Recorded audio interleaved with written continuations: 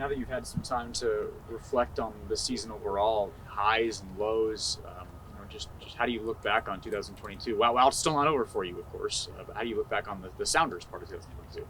Yeah, I think from all of us, I think everybody will say it was a frustrating year because we had so much going for us, just in terms of what we thought was, the quality in our roster and winning Champions League pretty early on. So I think overall it was a frustrating year. Um, not being able to compete for multiple trophies. Um, we set high standards here at the club, and that's always our goal. But in the end, winning Champions League is a big deal, and um, I think most teams would be pretty content with winning Champions League and not making the playoffs. But here, where I think we're a little bit frustrated. So does winning Champions League for you, is it overshadowed by not making the playoffs, or the other way around? That's a good question. I think the streak that we had was special because it's what our club embodies, right? Is that always competing for trophies. Um, but I think winning Champions League is obviously something that no one has achieved here in the MLS. So I think we're really happy with that. I think look, it's a difficult question. It's something that I actually haven't thought about, but I like that.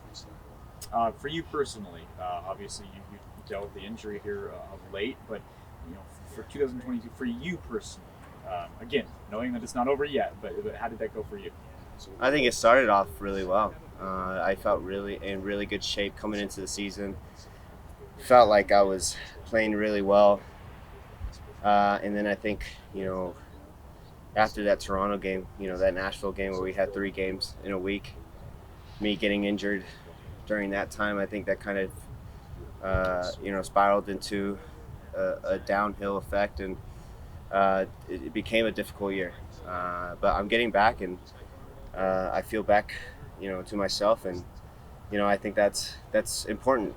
Going into potentially making a World Cup squad, and then competing for a Club World Cup. What does the off season look like from here? Are you like walk us through the next couple months, like the next month or so? Yeah, I think look, we myself and Jordan, Nuhu, Javi, stay fit. Obviously, if we get called upon for the World Cup, which I believe is like November 9th or something around those dates. So stay fit until hopefully the pre World Cup camp, and hopefully I could enter that camp feeling good, make the World Cup squad hopefully, and then I think it's maybe 2 weeks off, and then you're back into it. So it's a bit of a short off season. I think being part of a successful club and competing for trophies has always made it tough to find breaks. And I think next season we'll find ways to get some of the guys some breaks so that it doesn't become a long year like it was this year. So just so I understand it, the idea is that the U.S. is going to call the camp somewhere around November 9th, and then those are presumably like the MLS guys that would be there, and then the international players would join you closer to the actual tournament. I believe there's going to be a camp prior to that with just MLS guys in about 10 days or so. So if I'm called upon, I want to be fit for it. But I think it's just MLS guys, and depending on if guys are in the playoffs or not. So it'll be interesting. I really don't know what it looks like, but look, if I'm called upon, I'm looking forward to it. Looking back on the season, do you feel like there were maybe subtle changes that happened as a result of winning the club or of winning Champions League that maybe had bigger impacts than you knew at the time, in terms of like the way people approached the season and whatnot? Not necessarily. I mean, I think there was a bit of that complacency that we often see when winning a trophy. It's natural, I think. And I think winning a trophy that early on in the season is really difficult for a club, because usually you're peaking, during the playoffs and trying to, win MLS Cup and end the season in the right note, and all of a sudden you win it so early on in the season, and how do you stay on top of that mountain? And I think that's what we found difficult. Teams were coming after us, obviously, naturally, after winning Champions League, and I don't know if we were necessarily ready for that uphill battle of having that target on our back, and that's something that I think we need to correct going into next year, because we're the Sounders, and we always play good footy, and we're always competing, so teams are gonna always give us their best game. You talked about this earlier, and if I understand what you're saying, it's on some level you can, whether or not you want to write it off, you can sort of like contextualize it in your mind. Look, we won Champions League. Not making the playoffs is not the end of the world.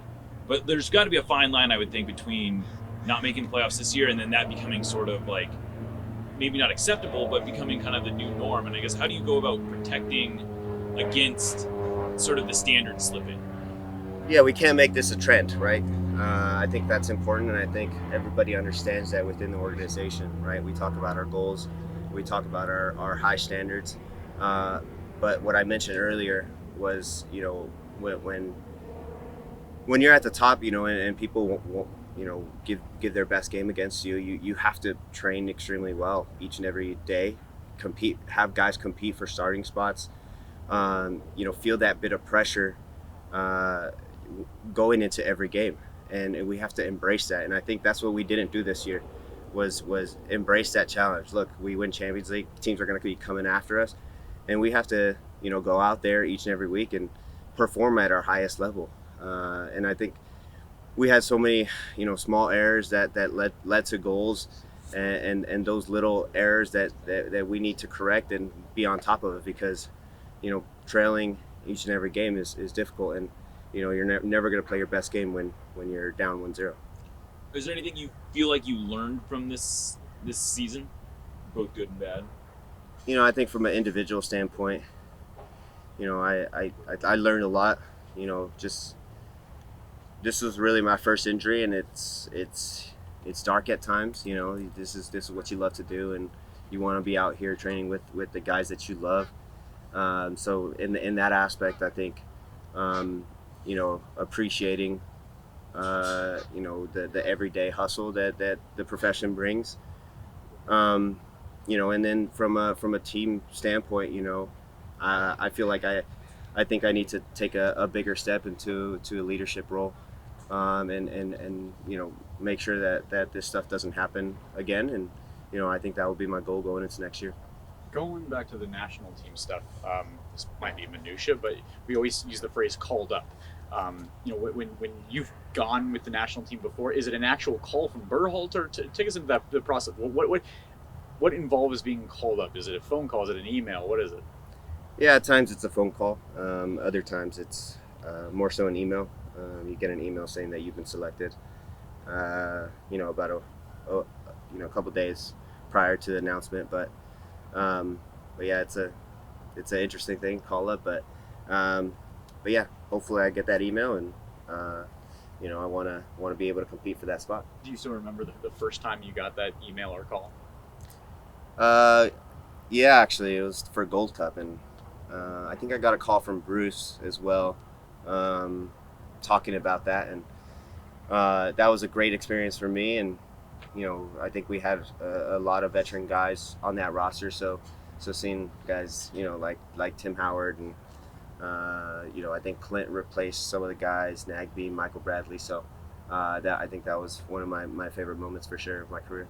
And because you have had so many experiences, have you kind of learned if there's any way to tell what kind of the coaching staff is inkling towards? Do you have any feeling at all looking at a month away? No. I mean, look, all what you could do is control what you can control. Look, we're not playing games, so if I can show up fit and do my part and make their decision more difficult, that I'm doing something right. So hopefully I can do that and show that I'm sharp enough to make the squad. But you know, it's always a toss up. I think from my position, you know, just you know, trying to be the best you know, player that they want me to be, really. In the meantime, are you watching MLS playoff games? Absolutely, yeah. Are you enjoying it? You know, I took a couple days off to got away for a bit, and then you know, saw the playoff madness that you know, happens every year.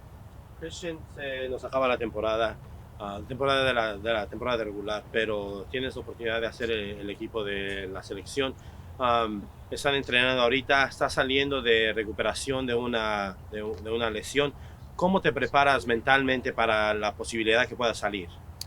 Sí, mentalmente tengo que estar listo, físicamente bien, y bueno, yo siento que el campamento que viene va a ser muy difícil, muy físico.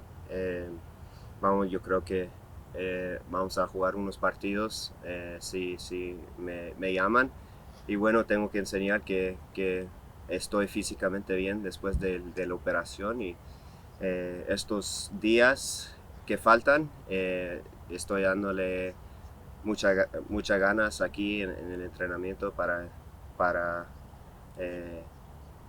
ayudarme para que puedo llegar al mundial. Es la primera temporada que realmente has salido, por lo menos al público, que has tenido lesión, que has tenido un obstáculo para darnos lo mejor. ¿Cómo te sientes y qué estás haciendo para prevenir que salga otra lesión de esa naturaleza? Sí, pues entrenando bien, estar en el gimnasio, pues comiendo, durmiendo bien, y pues también haciendo terapia. Siempre es difícil cuando haces una operación, y pues con mi primera lesión grave, tengo que hacer todo posible para que estoy en mi mejor momento para el mundial. Okay, y últimamente, ¿qué mensaje le tienes a la afición que te ha habido, que no sales del campo, realmente siempre juegas siempre y te vieron que estabas sufriendo este año? ¿Qué mensaje le das? Sí, pues muchas gracias primero para todo el apoyo. Lo sentí cuando regresé de mi lesión contra Cincinnati. Oí todo el público aplaudiendo cuando entré al campo, y la verdad yo hago todo mi trabajo para gente como nuestra afición, porque nos apoyan tanto.